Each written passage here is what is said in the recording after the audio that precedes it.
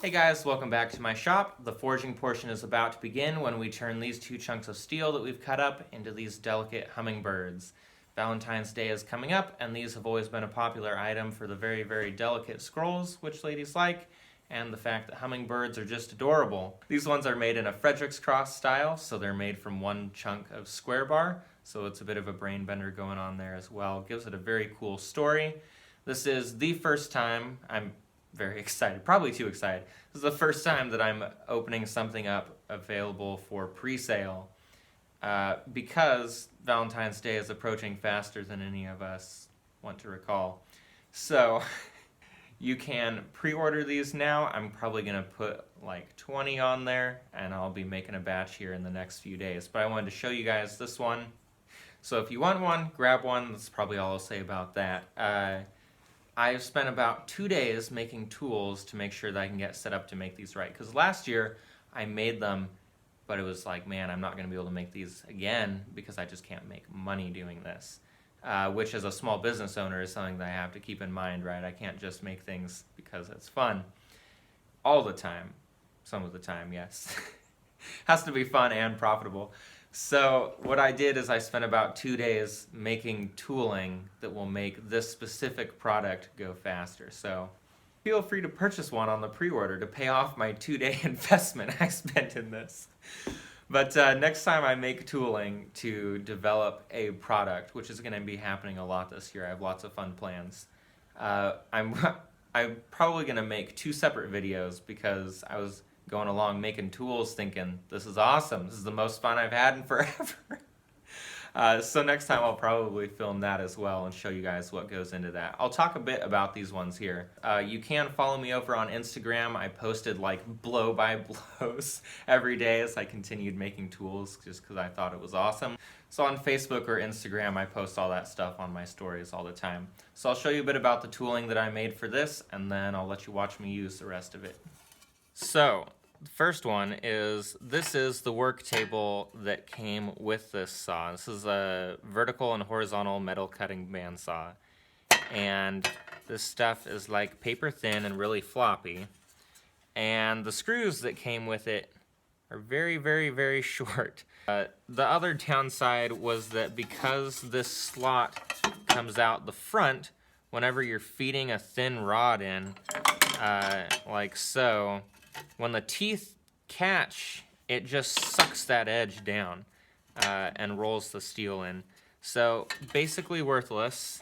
I replaced it instead with this 3/8 thick 5x5 plate. It has 2 different mounting spots. I haven't slid it all the way for the second one. And then I made this adjustable guide to go with it, and it has a position on the right and 2 on the left.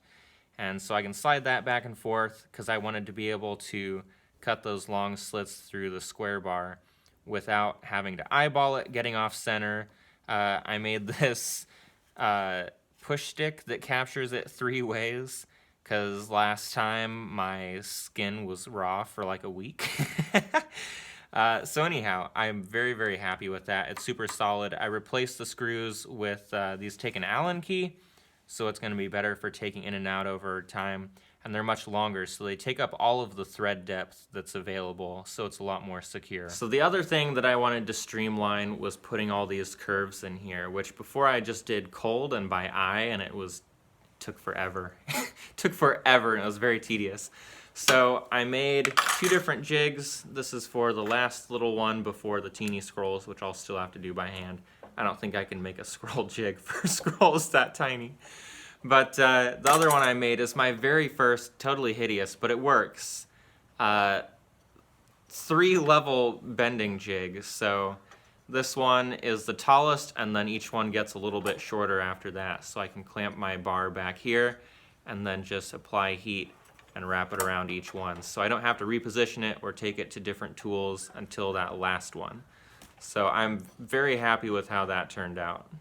But that is enough said. Let's turn this into a bird.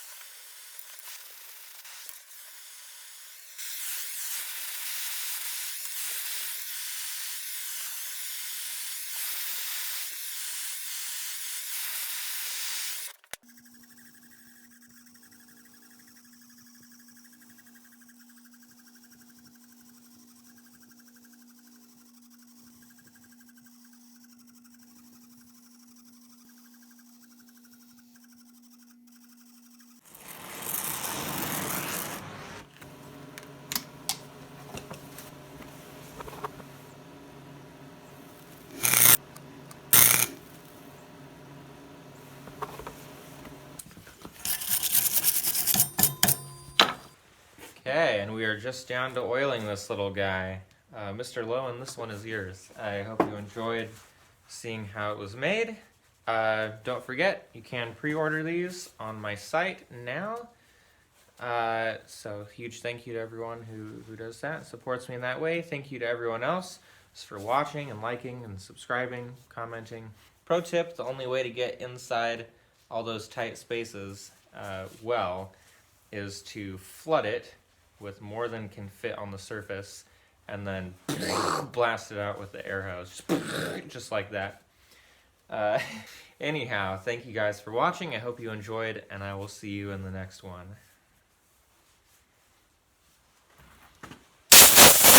Just like that. If you don't blast the excess out, it takes an exorbitant amount of time to dry, and it's just sitting there being mildly hazardous the whole time. So I like to minimize the hazard time so I can get these puppies out of here and fly away to their new homes.